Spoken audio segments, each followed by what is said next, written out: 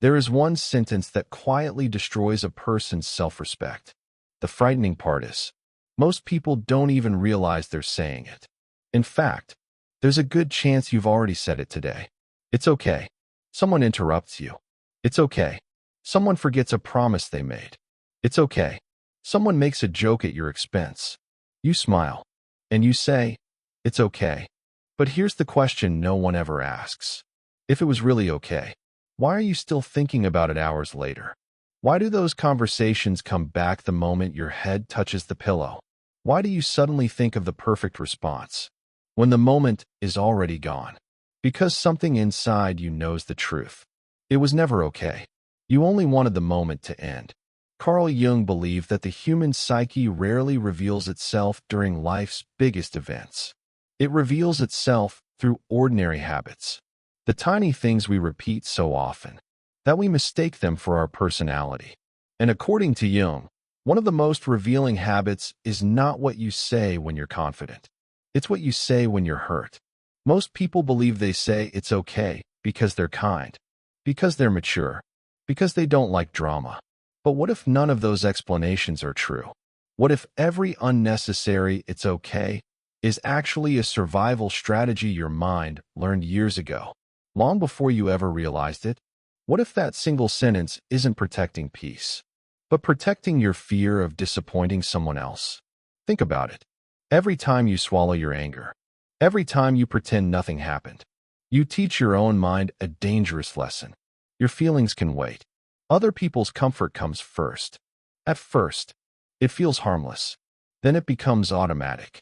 Eventually, you don't even notice you're abandoning yourself. Not because someone forced you to, but because you've repeated the same sentence so many times that it has become part of your identity. This is why so many people feel emotionally exhausted, even when their lives appear completely normal. They're not tired from working too hard. They're tired from constantly negotiating against themselves. And the most dangerous part, the people around you usually have no idea it's happening. They think you're easygoing, patient, understanding, while inside, a quieter version of you is disappearing. Carl Jung warned that the greatest psychological losses rarely happen all at once. They happen gradually. One compromise, one silence, one hidden emotion, one whispered, "It's okay," at a time. So before we explore where this habit truly comes from, you need to consider a possibility that may change the way you see yourself forever. Perhaps the problem was never that people ignored your feelings. Perhaps you learned to ignore them first. No one is born saying, "My feelings don't matter." No child enters the world believing that keeping everyone else comfortable is more important than telling the truth. That belief has to be learned. And most of the time, it is learned long before we can even explain what is happening to us. Imagine a little child who runs to a parent in tears. Instead of hearing, "I understand," they hear, "Stop crying. You're too sensitive. It's not a big deal. Don't make everything about you." The child's unconscious hears something completely different. If my feelings make people uncomfortable, maybe I shouldn't show them. So the child tries again. This time, they smile instead of crying. They stay quiet instead of speaking up. They apologize, even when they did nothing wrong. And something remarkable happens. The room becomes calmer. The adults seem happier. Conflict disappears. To a child's mind, the lesson is clear. Acceptance comes through self-silencing. Carl Jung believed that the unconscious never forgets the strategies that once helped us survive. Even after the danger is gone, the strategy remains. Years pass. The child becomes an adult. But the old program is still running. Only now, it has a different name. People call it being easygoing, being the nice person, being emotionally mature. But beneath those compliments, the unconscious is still asking the same question it asked decades ago. If I tell the truth, will they still accept me? This is why you instinctively say, "It's okay." Not because you truly forgive, not because nothing happened, but because somewhere deep inside, a younger version of you still believes honesty is dangerous. Notice something. You don't rehearse saying "it's okay." You don't consciously decide to ignore your disappointment. It happens automatically, almost faster than thought itself. That is the power of the unconscious. It doesn't ask what is true. It repeats what once kept you emotionally safe. And this is where Jung's insight becomes unsettling. The greatest prison is not one built by other people. It is the one built inside your own mind. From beliefs you never chose. Every forced smile, every swallowed emotion, every unnecessary apology strengthens those invisible walls. Until eventually, you stop asking yourself, "What do I feel?" and begin asking only, "What will keep everyone else comfortable?" That is the moment your emotional compass quietly changes direction, not toward yourself, but toward everyone around you. And once that happens, you no longer need anyone to silence you. You've learned to do it for them. The tragedy is, most people mistake this for maturity. Carl Jung called it something else. He saw it as the slow separation between the person you truly are and the person you learned you had to become. And that separation is where the deepest forms of inner exhaustion begin.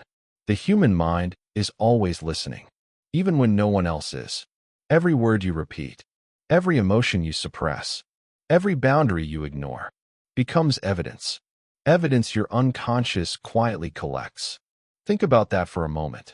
When someone hurts you, and you immediately say, "It's okay," your mind doesn't ask whether you're telling the truth. It only notices what you keep repeating. And over time, it reaches a dangerous conclusion. My pain isn't important. The first time you ignore your feelings, it feels uncomfortable. The 10th time, it feels normal.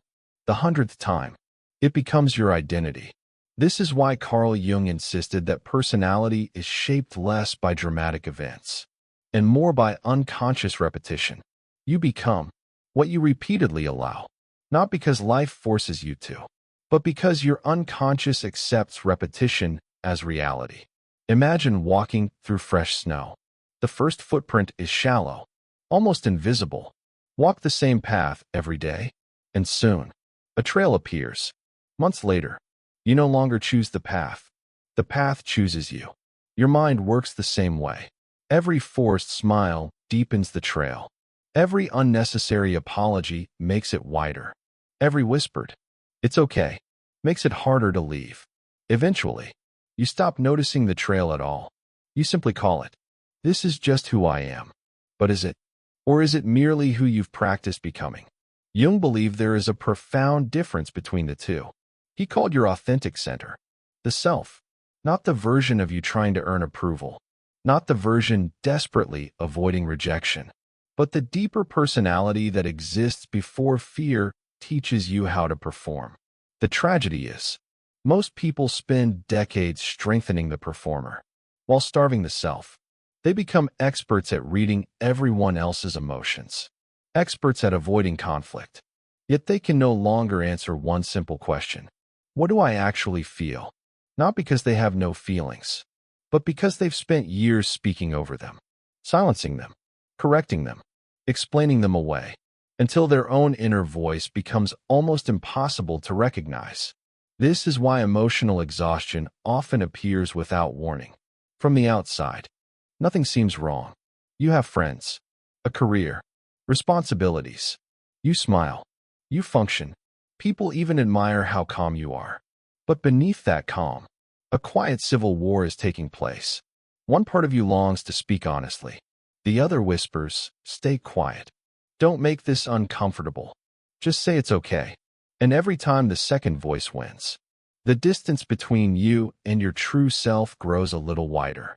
Not overnight, but conversation after conversation, relationship after relationship, year after year, until one day, you wake up feeling strangely empty.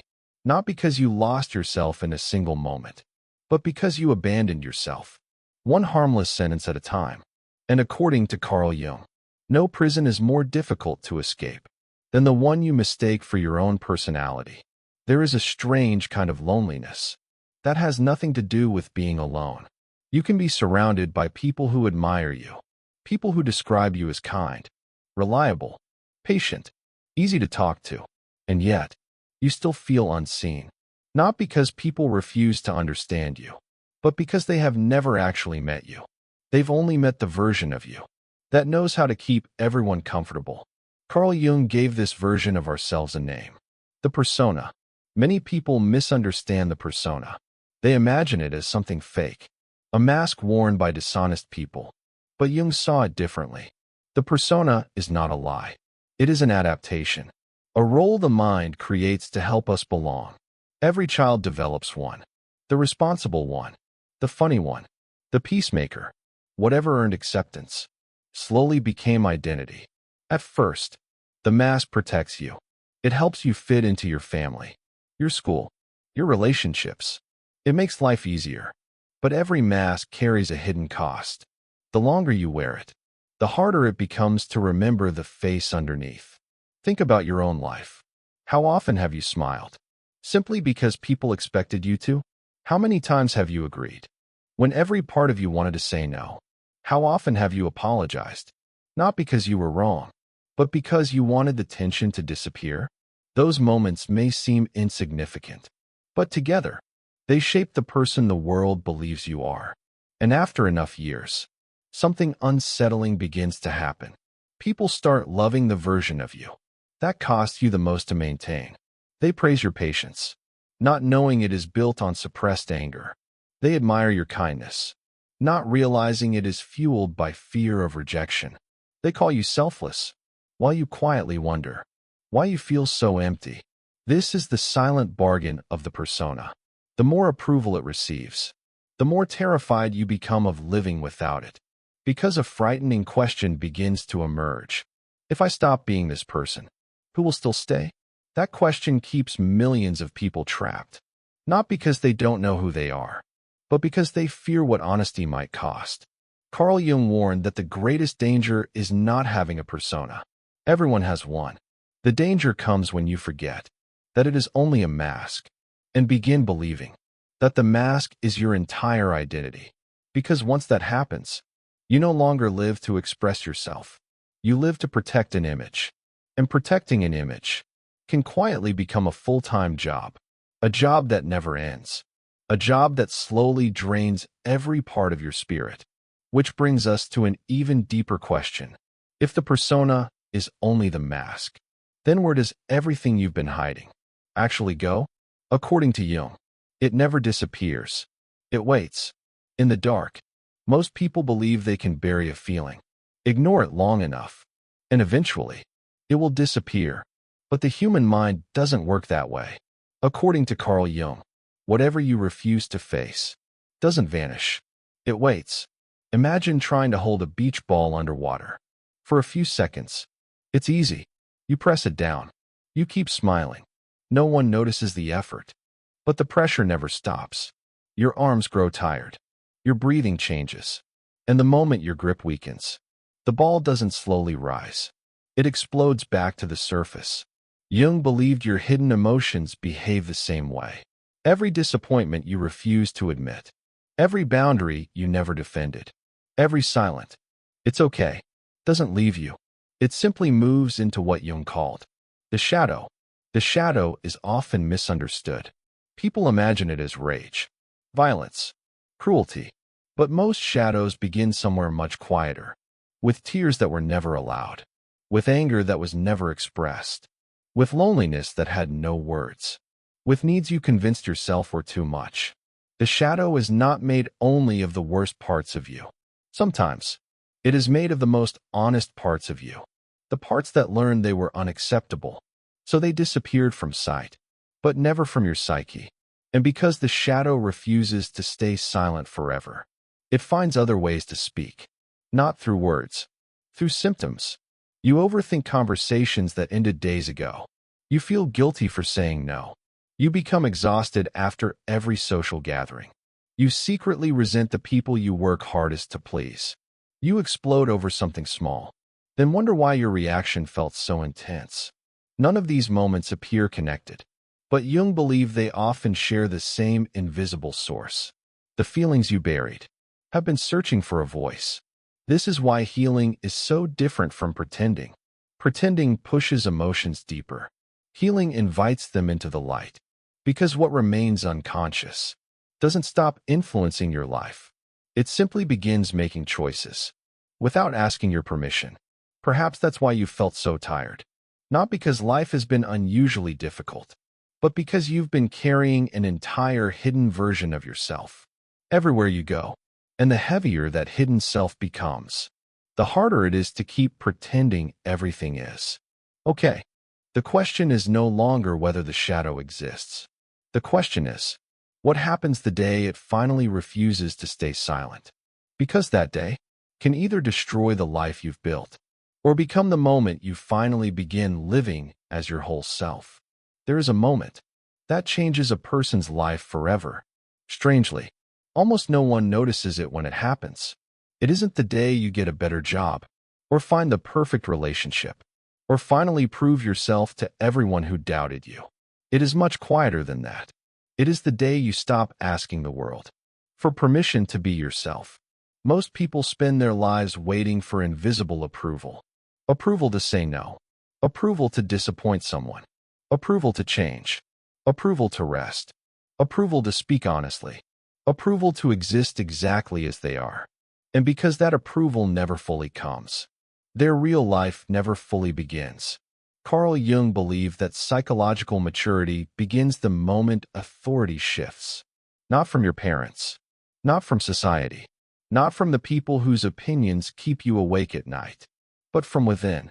He called this movement toward the self, the slow process of allowing your deepest values, rather than your deepest fears, to decide how you live.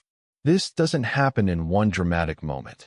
It happens in conversations, small ones. Someone asks for more than you can give, and instead of saying, "It's okay," you calmly answer, "I can't." Someone misunderstands your intentions.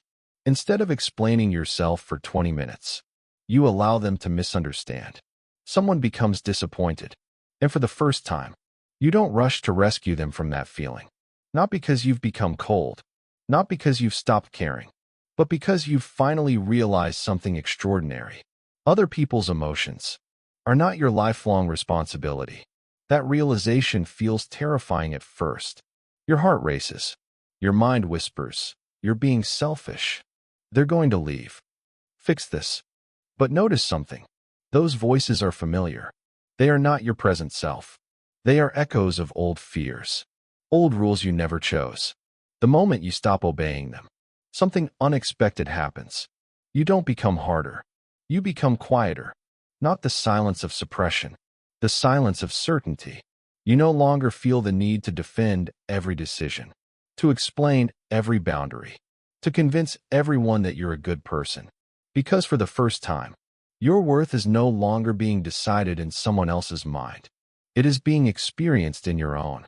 Carl Jung once suggested that the privilege of a lifetime is becoming who you truly are. But becoming who you truly are always demands one painful sacrifice. You must be willing to disappoint the version of yourself that lived only to be accepted, because the life built on constant approval will always ask you to abandon yourself. The life built on inner authority will ask you to lose something else instead, the illusion that everyone must understand you. And once that illusion falls away, a different kind of freedom quietly begins. Not the freedom to control other people, but the freedom to stop being controlled by their expectations. The first thing that changes is not your life. It is your silence. Not the silence that hides your feelings. A different kind of silence. The silence that no longer feels obligated to explain itself. Someone asks why you said no. You simply answer, "Because I needed to." And then, you stop talking. No long explanations. No apology wrapped inside the truth. No desperate attempt to make your boundary easier for someone else to accept. At first, the silence feels uncomfortable. Not because you've done something wrong, but because your old identity is waiting for you to rescue everyone else's comfort. It whispers, "Explain more. Make them understand. Don't let them think badly of you." For years, you listened. This time, you don't. And something surprising begins to happen. Some people become uncomfortable, not because you've become cruel, but because they've grown accustomed to a version of you that always placed their comfort before your honesty. When that version disappears, the relationship changes. Sometimes it becomes stronger. Sometimes it quietly falls apart. Both outcomes reveal the same truth. The relationships that require your silence were never strengthened by your authenticity. They were sustained by your sacrifice. This is one of Jung's deepest insights. Transformation does not simply change the individual. It changes the entire psychological system surrounding them. When one person stops playing the old role, everyone else must decide whether they are willing to relate to the real person instead. Some will, some won't. And that is not failure. It is clarity. For the first time, you begin to notice something you could never see before. The people who truly care about you never needed the mask, only the people who benefited from it. That realization hurts, but it also frees you, because every relationship built on performance carries a hidden question. What happens if I stop performing? Now you finally have the answer. Some people leave, others move closer, and for the first time, neither outcome defines your worth, because your value is no longer measured by who stays. It is measured by whether you stayed with yourself. That is the quiet miracle of psychological freedom. Nothing around you changes overnight. The same streets, the same job, the same family, the same conversations. Yet everything feels different. Not because the world suddenly became kinder, but because you stopped negotiating your identity with every person you met. Carl Jung believed that genuine transformation rarely announces itself with dramatic moments. More often, it arrives as a series of ordinary choices. One honest answer, one respected boundary, one emotion finally acknowledged, one unnecessary "it's okay" left unspoken, and somewhere deep inside, a voice you haven't heard in years begins speaking again, not loudly, not all at once, but clearly enough to remind you of someone you almost forgot, yourself. Perhaps nothing in your life will look different tomorrow. You'll wake up in the same room, walk the same streets, speak to the same people, carry the same responsibilities. From the outside, almost nothing will have changed. But deep inside, a question has been planted. And once a question reaches the unconscious, it rarely disappears.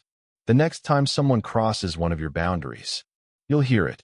The next time you're about to smile, just to keep the peace, you'll notice it. The next time the familiar words, "it's okay," rise to your lips, you'll pause, maybe only for a second. But that second matters, because transformation rarely begins with action. It begins with awareness. Carl Jung believed that consciousness is the first step toward freedom. Not because awareness instantly changes your life, but because once you truly see a pattern, you can no longer pretend you don't. That is why this journey is irreversible. You cannot unknow what you've discovered today.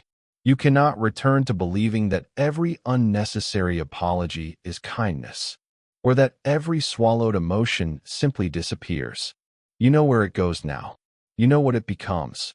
And most importantly, you know that your silence has been telling a story long before your words ever did. Perhaps the greatest act of courage is not speaking louder.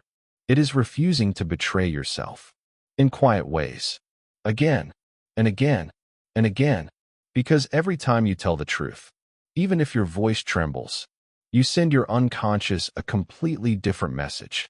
My feelings matter. My boundaries matter. My life matters. Those simple truths may not change the world overnight, but they will slowly change the person living inside it.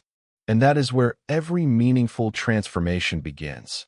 Carl Jung once wrote that the privilege of a lifetime is to become who you truly are. But becoming who you truly are is rarely one dramatic decision. It is hundreds of almost invisible moments where you choose authenticity over approval, truth over performance, presence over fear. So the next time the world invites you to abandon yourself, just to make someone else comfortable, ask yourself one question. Not, will they still like me? But, if I keep saying it's okay when it isn't, who am I slowly teaching myself to become? Perhaps that single question will change far more than the answer ever could. If this conversation spoke to something you've been carrying for years, I'd like to leave you with one final question. What is one moment in your life when you said it's okay, even though it wasn't? You don't have to tell your whole story. Sometimes, one honest sentence is enough. Because healing often begins the moment we stop pretending. And perhaps, today, that moment has already begun.